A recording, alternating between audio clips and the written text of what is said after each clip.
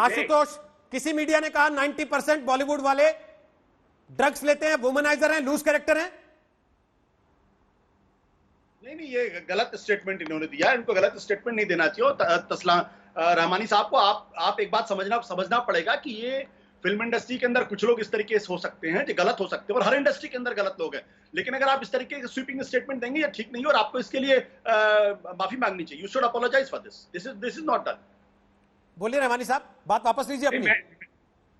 मैंने ये भी इसके साथ में कहा है कि ये इतना बड़ा इशू नहीं है कि पूरा का पूरा न्यूज इंडस्ट्री बंद हो जाए और इन लोगों को कुछ फोकस बंद करें। नहीं हुआ है। मैं ये कहना चाहता हूँ आपके दिमाग की खिड़कियां बंद हुई हैं, केवल कुछ बंद नहीं हुआ है। आप मुझे बताइए, आप कुछ बंद बताइए नहीं कि हुआ है। हमारे बॉर्डर सिक्योरिटी क्या आज मैं आपसे कह रहा हूं कुछ बंद नहीं हुआ है, केवल आपके दिमाग की खिड़कियां बंद हुई हैं। उनको खोलिए, थोड़ी हवा आने दीजिए, सब कुछ दिखने लगेगा।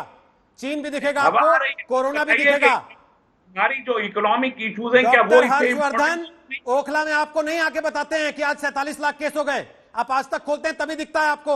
4 चैनलों पे जब आपके बाप बैठते हैं जाकर कि बिहार में ये समस्या चल रही है, तो आप आज तक के वीडियो फुटेज लेकर बैठते हैं कि ये देखिए आज तक ने ट्वीट किया, ये वीडियो है, ये उनका रिपोर्टर वहां से दिखा रहा था। तब आप बिहार में प्रेस कॉन्फ्रेंस करते हैं कि ये मुद्दे हैं बिहार के।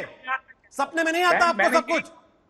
मैंने यही कहा, आप ही की बुनियाद पर कह रहा हूं कि जब सब कुछ मेरी बुनियाद पर कह रहे हैं, तो ये कहना बंद कीजिए कि टीवी पर और कुछ नहीं दिख रहा है। आप -23 की जीडीपी पे बहस करना नहीं चाहते सर। आप जो 15 करोड़ बेरोजगार लोगों पे बहस करना नहीं चाहते। दिक्कत ये होती है कि -23 की जीडीपी पे जब बहस होगी ना सर, मैं जेएनयू के प्रोफेसर को बुलाऊंगा, मैं इकोनॉमिस्ट को बुलाऊंगा, आप जैसे पॉलिटिशियन को नहीं बुलाऊंगा जो आधे मौलाना की तरह बात करता है और स्वीपिंग स्टेटमेंट पास कर देता है। आइए ना, बॉलीवुड वाले सारे वुमनाइजर हैं, लूज कैरेक्टर हैं, ड्रग एडिक्ट हैं।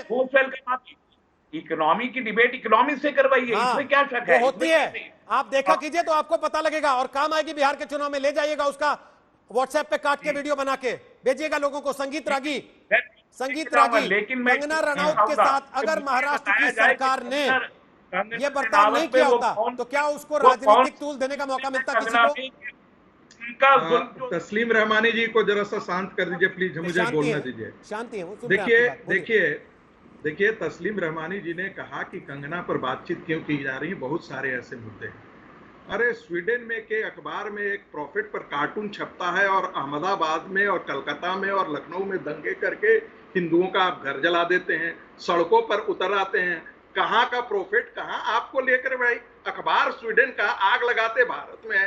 कहाँ टर्की में खलीफा को हटाया जाता है, भारत को आप जहन्नुम बना करके छोड़ देते हैं और आप कहते हैं कि सिर्फ कंगना पे डिस्कशन नहीं होना चाहिए।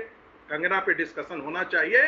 तस्लीम रहमानी जी और आशुतोष जी, आपके लिए एक बात करनी है।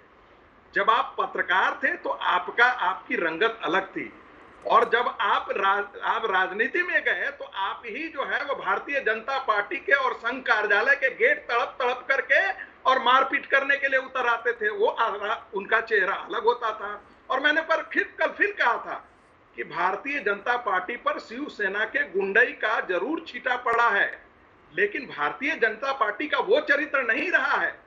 और मैं कल भी कहा था कि हाइड्रोजन के साथ क्लोराइड मिलता है तो तेजाब बन जाता है, और सोडियम के साथ मिलता है तो नमक हो जाता है, जिसको हम उपयोग में लाते हैं। एक अन्य बात और मैं कहूंगा, कंगना के साथ जो हुआ है वो क्या कोई भी सभ्य समाज का आदमी या कोई भी लोकतांत्रिक देश इस प्रकार की चीजों को इजाजत दे सकता है? मुझे लगता है कि आशुतोष को किंतु परंतु कर करके और बाकी उनको शिवसेना के पक्ष में खड़े होने के बजाय और पुरानी चीजों को खोदने के बजाय इस मुद्दे पर अपने आप को अपनी राय प्रकट करनी चाहिए, न कि इस बात पर कि शिवसेना 20 साल पहले क्या कर रहा था।